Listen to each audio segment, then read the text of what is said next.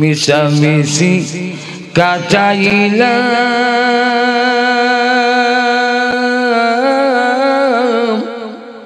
ববের জিন্দিগি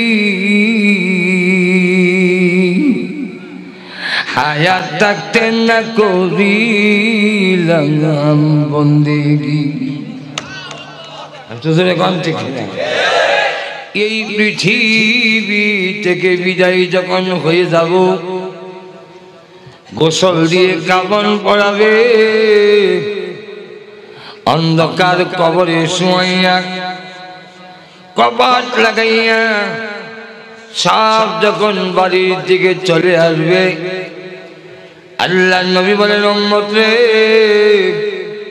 তোমার কবরে দুইজন ফেরেশতা হাজির হবে। শেষ মুহূর্তের আলোচনা ইয়াতিহি মালাকান, দুইজন ফেরেশতা যাবে, ফায়ুজলিসানি, তোমাকে বসাবে, তুমি জাগ্রত হবে। আল্লাহ নবী বলেন, তোমাদেরকে যারা দাফন করতে এসেছিল, কারান আলিহিম, তাদের জুতার শব্দ তুমি কবর থেকে শুনতে থাকবে। জোরে জোরে চিৎকার দেবেন, তোমরা কারা গো? এই জায়গায় আমাকে রেখে চলে যাচ্ছ, এখানে কোনো বিছনা নাই, থাকার মতো কোনো ব্যবস্থা নাই। আল্লাহ নবী বলেন, অপর দিকে দেখবেন সূর্যটা লাল হয়ে গেছে, কিছুক্ষণ পরই সূর্য ডুবে যাবে মনে হয়।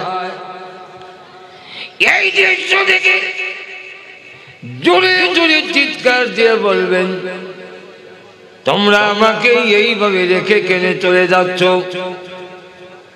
আপনি আমার ডাকে কেউ যখন সাড়া দিবে না, আপনি তখন মনে করবেন ওই যে ওদের শব্দ শুনছি,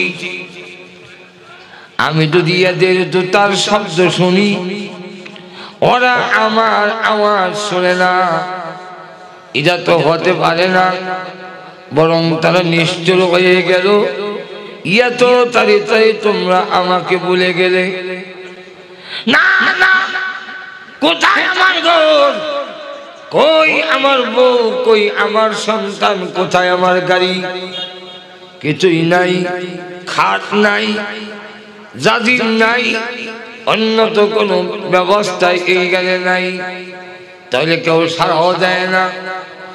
ওই দিন তখন বুঝবেন দুনিয়ার জীবনে যা কিছু দেখেছি ওই স্বপ্নের মতো ব্যক্তির মতো দুঃখা ছাড়া কিছুই না। আল্লাহুম্মা সাল্লি আলা محمد وعلى آل محمد كما صليت على إبراهيم وعلى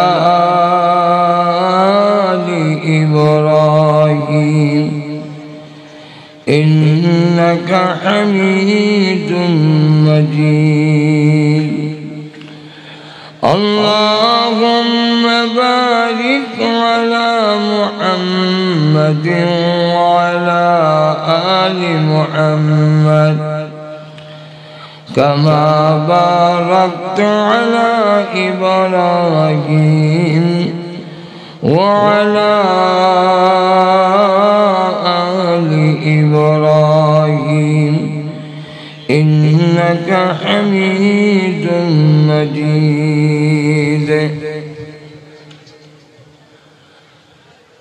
सरकापुर सीरातुन नबी सल्लल्लाहु अलैहि वसल्लम कौमी मदरसा उद्योग आयोजित আজকের ইসলামী সম্মেলনে অত্যন্ত শ্রদ্ধে ভাজন সভাপতি মুআজ্জাজ মুকাররম উলামায়ে কেরাম, সুধী মণ্ডলী, সর্বস্তরের প্রাণপ্রিয় মুসলমান ভাইরা, পর্দার অন্তরালে অবস্থানরত অত্যন্ত শ্রদ্ধেয়া মাওলানা, শত কাজকর্ম ব্যস্ততা থাকার পরেও আজকের মাহফিলে এসে কোরআন হাদিসের আলোচনা করার এবং শোনার সুযোগ করে দিয়েছেন।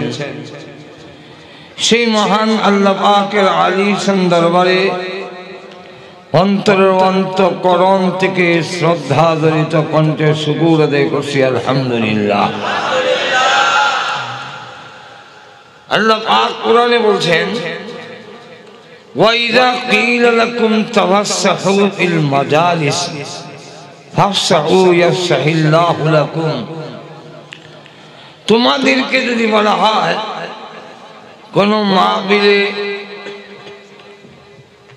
যে ভাগ জায়গা বন্ধ করে আরেকজনকে সুযোগ দাও, আল্লাহ বলেন আমার এই কথাটা মেনে যদি তোমরা আরেক ভাইকে একটু জায়গা দাও, প্রশস্ত করে দাও, আমি আল্লাহ তোমাদের কবরে হাসরে জান্নাতে জায়গা বড় করে দেব। আপনারা কি চান কবরে হাসরে জান্নাতের জায়গাটা একটু বড় হোক? একটু জোরে কন, কে কে চান একটু দেখতে চাই? হাত তুলেন। সামনের দিকে যারা আগায় আর যে জায়গার থেকে লড়ে না, বুঝা গেল সে চায় যে কবরের সীমার মধ্যে পড়ে থাকবে তো লড়তাম না, তো লড়িয়ে না। আর যদি মনে করেন কবরের জায়গাটা একটু বড় হোক, আপনাদের জন্য জায়গা করছি, আপনারা আর দাঁড়ায় থাকার সুযোগ নেই। মেহরবানি করে ভিতরে চলুন, কারণ সাপ খেলা, মলম বিক্রি করা, এগুলো মানুষ দাঁড়ায় দাঁড়ায় দেখে, এগুলো দাঁড়ায় দেখতে হয়। কারণ কি জানি সাপ যদি একটু শুইতে যায় আর যদি দাঁতটা মারা ধরে, এই কারণে সাপ খেলাগুলো দাঁড়াই দেখে। কিন্তু কোরআন হাদিসের আলোচনা দাঁড়ায় নয়, বৈশা বৈশা শোনা হইলো আদব। কি বলেন ঠিক না? এই জন্য আপনারা মেহরবানি করে প্রত্যেকে বসে পড়ুন। হয়তো আজকের এই মাহফিল যদি আল্লাহর দরবারে কবুল হয়ে যায়, কিয়ামতের দিন এই মাহফিলটা আমাদের নাজাতের ওসিলা হতে পারে। কোরআন শরীফে আল্লাহ বলছেন, ওয়াজাদু মা আমিলু হাযিরা,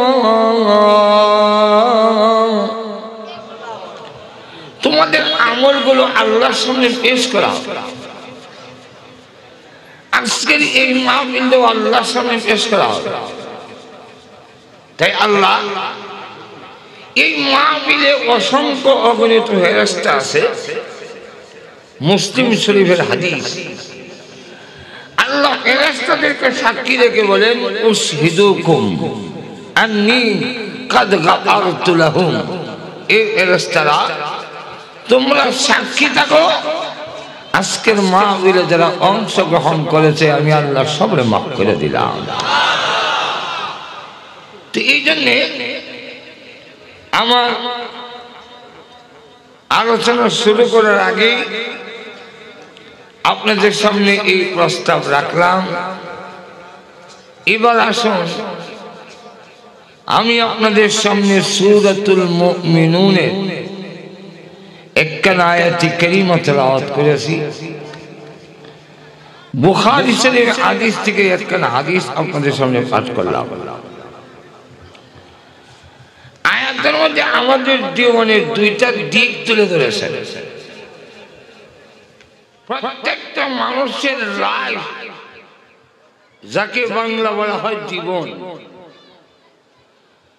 এই লাইফ বা জীবন দুই ভাগে বিভক্ত। একটা হলো ইহকালের লাইফ, আরেকটা হলো পরকালের লাইফ।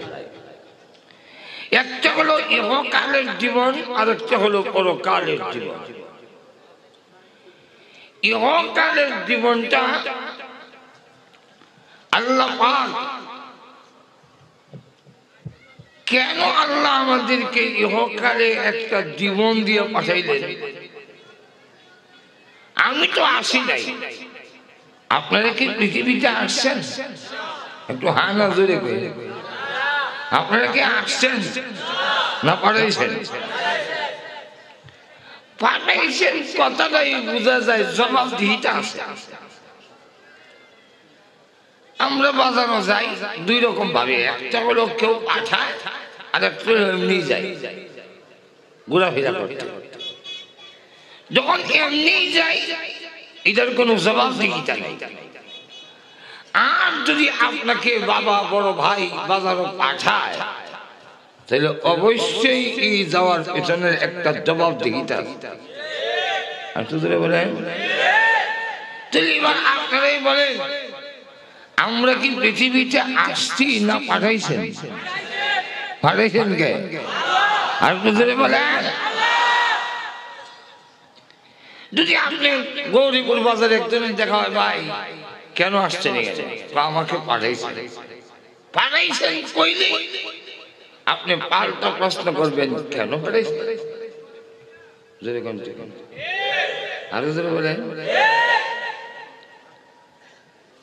তো আল্লাহ রাব্বুল আলামিন কেন পাঠাইছেন এটাও আয়াতের মধ্যে উল্লেখ করে দিয়েছেন। আর দ্বিতীয়ত এই পৃথিবীর যা কিছু আছে এর পিছনে পড়ে আমাদের আরেকটা লাইফ আছে, জীবন আছে মরার পরে, যাকে আখিরাত বলা হয়। যেরকম ঠিক না? আল্লাহ বলতেছেন যে সাবধান, তোমার পাঠাইলাম বাবা বড় ভাই টাকা দিয়ে যদি কোনো কাজের জন্য বাজারে পাঠায় তো বইলা দিত। উস্তাদ যখন ছাত্রকে বাজারে পাঠায় কোনো জিনিস আনার জন্য, তখন ছাত্ররা কিছু নসিহত করে দেয়, সাবধান বাজারের দোকান কিন্তু করিস না। বাজারের ভিতরে অনেক দোকান আছে, সেখানে খেলা তামসা আছে। সেখানে গেলে দেখতাম একটা মানুষকে মাঝখান দিয়ে দুই টুকরা করে দুই অংশ দুই দিকে নিয়ে গেছে। আরেক জায়গায় দেখলাম পুরুষ এবং নারীকে কেটে নারীর অংশ নিয়ে পুরুষের সাথে লাগাইছে, নারীর অংশ নিয়ে পুরুষের সাথে লাগাই নিষ্ঠা পুরুষ ওটা নারী। আসলে কি বাস্তব? তো বলতো হুররে মাররে কইলাম তো ডিম মুখে ঢুকাইলো আর ফিসে দেবে। এগুলো সব দোকান। এই দোকান যদি করা যায়, বাজারের যে উদ্দেশ্যে পাঠাইছিল সেই উদ্দেশ্য হারাই ফেলবে। যেরকম দিকে সেটি বাজারের টাইম শেষ, উস্তাদ যে উদ্দেশ্যে পাঠাইছিল কোনো কিছু হয় নাই, তখন বিল চলে গেছে, বাজার ভেঙে গেছে, আমি এখন কি জব দেই? যেরকম ঠিক না? আল্লাহ আমাদেরকে পৃথিবীতে পাঠাইয়া বলেন, এই পৃথিবীর সামান যা দেখো সবগুলো হলো দোকান। ওয়ামাল হায়াতুদ দুনিয়া ইল্লা মাতাউল গুরুর।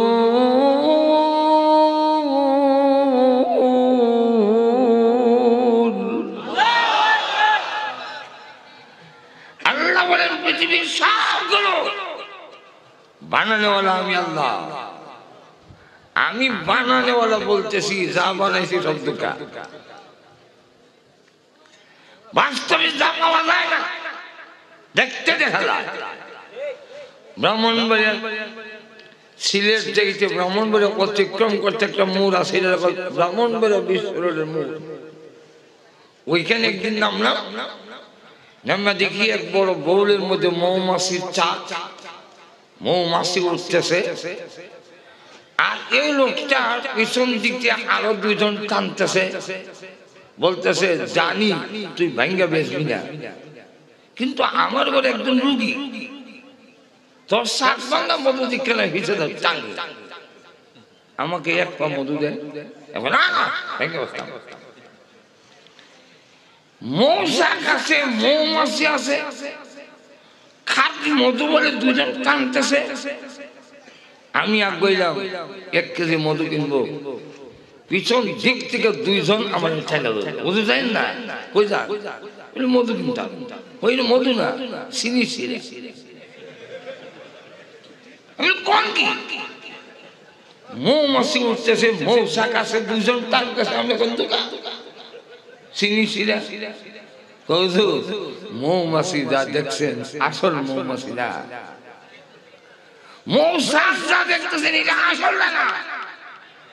আর পেছনে দুইজন যে টানতেছে এটিও আসল মানুষ না, এটি বাটপার। মাঝের এখন দেখি না তো ঠিক কেমনি হবে, মৌমাছি মধু দেখার পরেও যেমন মধু না, এই পৃথিবীর যা কিছু সামান দেখেন দেখতে দেখা যায়, বাস্তবে একটাও পাবেন না। সবগুলো দোকানটা এখন বুঝবেন না। দুইটা এক্সাম্পল দিলে আপনি বুঝে ফেলবেন। দেব একটা এক্সাম্পল হলো, অনেক সময় জাগ্রতের মধ্যেও এমন দুকা খায়, জাগ্রত অবস্থায়। যেমন থানভী রহমাতুল্লাহ ওনার কিতাবে লেখছেন, এক লোক শ্বশুর বাড়ি যাবে, তো একজন কুলি দেখতেছে তার মিষ্টি গুলো নেওয়ার জন্য, মাটির পাতিলায় মিষ্টি নিছে। আগের আমার তো মিষ্টি নিতো মাটির পাতিলা, তুই এইগুলো নিয়ে যাবে হাতে করে শ্বশুর বাড়িতে, শরম না? একজন কুলি দেখতেছে, তো একজন আসলো, এসে বললো, ওই কোলে লোকটাকে, শ্রমিক লোকটাকে তখন বললো, এইগুলো আমার শ্বশুর বাড়িতে নিয়ে চলো। লোকটা কয়, শ্বশুর বাড়ির জিনিস নিয়ে যাওয়া এটা আমাদের দেশের সিস্টেমে বড় অপমানজনক। এমনি বুঝা বইতে রাজি, কারো শ্বশুর বাড়ি নিয়ে যাবে মাল নিয়ে যেতে রাজি হয় না, তবে 100 টাকা দিলে যাবে। সারাদিনে রুজি করে ছাড়া না, ওই 100। অনেক সময় দেখবেন গৌরীপুর মোড়ের মধ্যে রিস্কাওয়ালা, রিস্কার সিটে বসে এক ঠ্যাঙ্গের উপরে আরেক ঠ্যাং তুলে বসে, ভাই যাইবা কই? ওই তিতাসের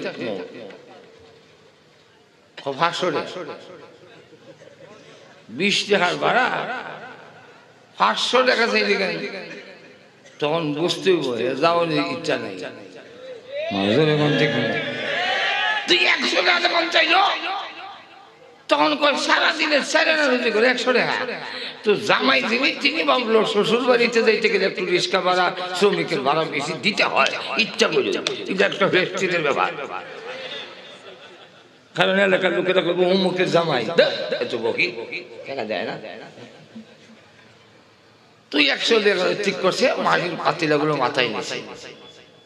এখন সে যাচ্ছে আর কল্পনার জগতে দৌড়াচ্ছে, এতগুলো টাকা পায়ে কাজে লাগাবো কিভাবে? ভাবলো সারাদিন রুজি করে ছাড়া না, এখন 100 টাকা পাইছি। ওই সময় 100 টাকা থেকে ছাগল কিনা যায়, একটা ছাগল কিনবো, ছাগল বাচ্চা দিলে বিক্রি করে একটা গাভী কিনবো, গাভী বিক্রি করে দুধ বিক্রি করবো, গাভীর বাছুর বিক্রি করবো, তখন তো অনেক টাকা হবে। একটা হাতি কিনবো, এই হাতি দিয়ে মাল সামান টানবো, আর হাজার হাজার টাকা দৈনিক ইনকাম হবে। তারপরে আমি 200 বিঘা জমি রাখবো, আর মাশাআল্লাহ 5 তলা ফাউন্ডেশন দিয়ে একটা বাড়ি করবো। এরপরে বাড়ি আছে, জায়গা আছে, একটা গাড়ি কিনবো, জাপানি মার্কা গাড়ি। তো গাড়ি যখন কিনলাম, আমার কাছে কে বিয়ানা দিবে, আমি ভালো বংশে একটু বিয়ে করবো। মিষ্টির পাতিলা নিয়ে যাচ্ছে আর এই কল্পনায় চালাচ্ছে। তো এরপরে একটা বক্স খাট কিনবো, বক্স কাটে প্রথম জাজিম, এরপরে তুষক, এরপরে কুলবালি, এরপরে ডাইনিং টেবিল বানাবো। আমি বিয়ে করলে আমার ছেলে হবে, ছেলে এসে তখন ডাক দিব, আব্বু ডাইনিং টেবিলে খাবার রেডি করে আম্মা তোমার জন্য অপেক্ষা করছে। এই সময় আমি একটু অভিমান বোধ করে বলবো, না না খাবো না। তো ওর মা এসে আমার খুব আদর করে নিয়ে যাবে, এই জন্য বলবো না খাবো না। না খাবো না করে যে মাথা মারা দিছে, মাথার যে মিষ্টির হয়েছে এতই কথা মন নাই, সব মাটির ভাইটা নিচে বইটা ফাইটলাগুলো ভাঙ্গিয়া রসগোল্লা না বালুর গুল্লা হয়ে গেল। এখন জামাই ডাক দিয়া কয়, মাথা খাই দিকে আমার 200 টাকা মিষ্টি নষ্ট করে দিলে। তখন সে ডাক দিয়া কয়, আপনার মাত্র 200 টাকা মিষ্টি নিয়েছে কি হয়েছে, আর আমার ছাগল গরু হাতি গাড়ি বাড়ি বলতে সব যায়। আচ্ছা বলেন তো দেখি, এর আসলে কোনো অস্তিত্ব আছে? আরেকটা এক্সাম্পল হলো, আমাদের এলাকায় অনেক লোক এমন আছে ভাঙ্গা চকিতে ঘুমায়, আর উপরের ঘরের ভালো ছানি নাই, আসমান দেখা যায়, কিন্তু প্রত্যেক দিন কল্পনা করে যদি জাপান যেতে পারতাম রে তাহলে আমিও একদিন ধনী হতে পারতাম। এই কল্পনা করতে করতে একদিন ঘুমাইয়া স্বপ্নে জাপান চলে গেছে। সেখানে গিয়ে এক কোম্পানিতে চাকরি হয়েছে, বাংলাদেশের 2 লক্ষ টাকা তার বেতন। এখন এই 2 লক্ষ টাকা বাড়িতে পাঠাচ্ছে। আপনাদের কুমিল্লা দাউদকান্দি এলাকাতে 200 বিঘা জমি রাখলো, রাখার পরে আব্বাকে চিঠি লিখে রাখলো, আর রাখবেন না, আমি আসতেছি। সে এসে 5 তলা ফাউন্ডেশন দিয়ে একটা বাড়ি কমপ্লিট করলো, জাপানি পেছনে, বাড়ির নাম পড়ে গেছে জাপানি বাড়ি। ও কত সুন্দর। এরপরে দামি একটা গাড়ি কিনলো, এরপরে বিয়া করলো, এরপরে আবার বক্স খাট টাট বানায়া এখন কুল বালিশ নিয়ে ঘুমে আছে। পাওনারে আর কয়, আমার জীবন সাকসেসফুল, কেমন সফল জিন্দেগি, আর কারে কয় সফলতা। এমন সময় স্বপ্নে দেখে তার একটা ছেলে, সে বলতেছে, আব্বু ডাইনিং টেবিলে খাবার রেডি করে আম্মা তোমার জন্য অপেক্ষা করতেছে। এই সময় সে অভিমান করে কয়, না খাবো না, না খাবো না করে যে শরীর লড়া দিছে, বাঙ্গা চোখের যে ঘুমাইছি এটা লয়ে গেছে। এখন বেলা কয়তলা আছে?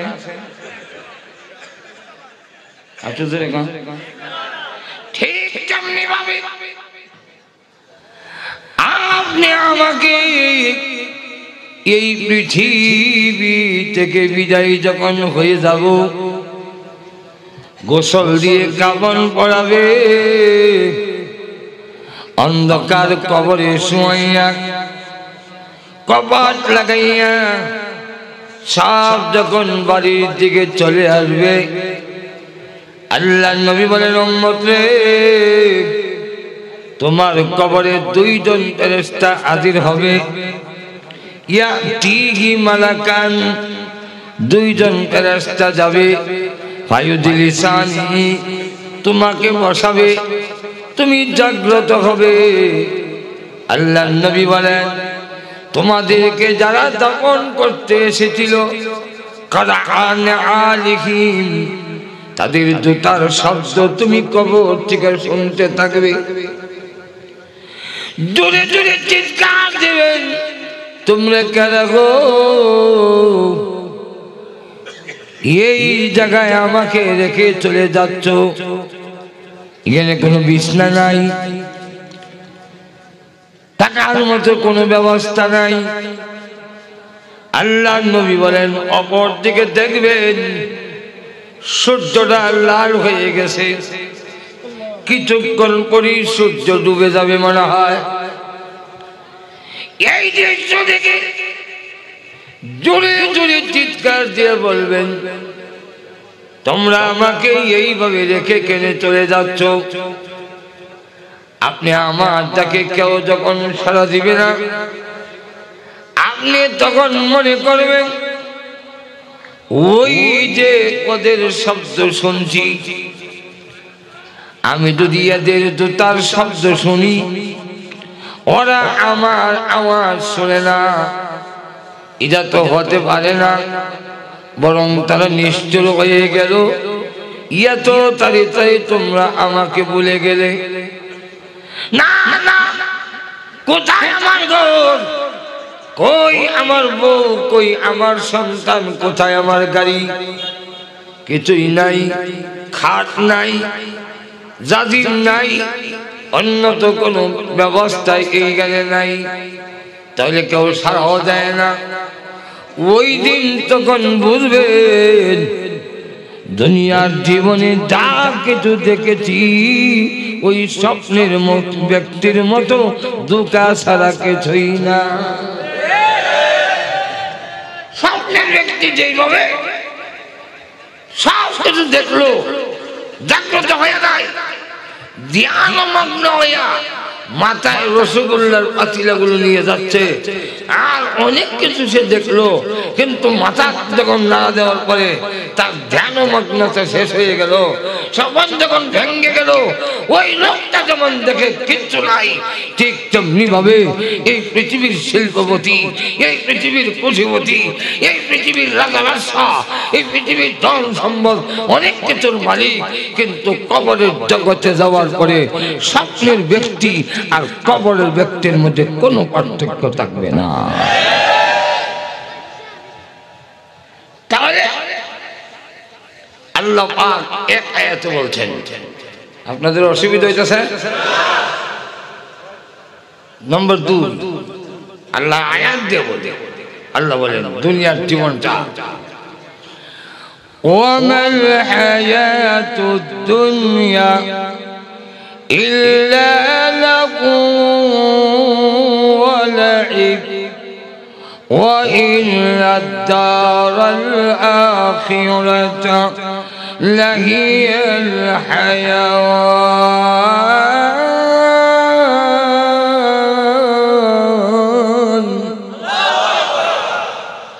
আল্লাহ বলেন এই দুনিয়ার জীবনটা কিছু সময়ের জন্য একটু খেলাধুলা, বউ খেলার বউ, সন্তান খেলার সন্তান, বাড়িঘর খেলা, ছোট বাচ্চারা খেলাধুলা করে। আমি নিজেও করছি, মনে নেই সবটা, কিন্তু একদিন যা দেখলাম, আমার বাড়ির বাংলা ঘরে শুয়ে আছি, আসলে এখনো ঘুম লাগে না, আর আমার খাটের নিচে বাচ্চারা খেলাধুলা করতেছে। ছেলেরা অভিনয় করতেছে স্বামী, মেয়েরা অভিনয় করতেছে বউ। আবার মাটির বোতল দিয়ে একটা ছেলে একটা মেয়ে, তাদের ছেলে মেয়েও আছে, কাঠি দিয়ে ঘর বানিয়েছে, হাতা দিয়ে ঘরের ছাউনি দেওয়া হয়েছে। অপর দিকে লক্ষ্য করে শুধু তারা ধুলা বালুগুলো পায়ের মধ্যে এনে অনেক কান্তা হইয়া পাটা সরাই নিল, তো একটা সুন্দর ঘর হয়ে গেল, এগুলো তার ফাঁকা ঘর। আর ধুলা বালু দিয়ে কুর্ম ফুলায় ফাঁকালো, আগা জোগা ছিঁড়ে তরকারি দেয়, চুলার থেকে লাল মাটি এনে তরকারির মধ্যে মরিচ দিচ্ছে। মেয়েটা আমার ছেলেটাকে বলতেছে, তোমার এখনো বাজারে যাও নাই, কোন সময় দেখা ঘরে যে লবণ পেঁয়াজ মরিচ নাই, দেবে কোন সময়? সে কথা ঠিক আছে, দাও ব্যাগ দাও।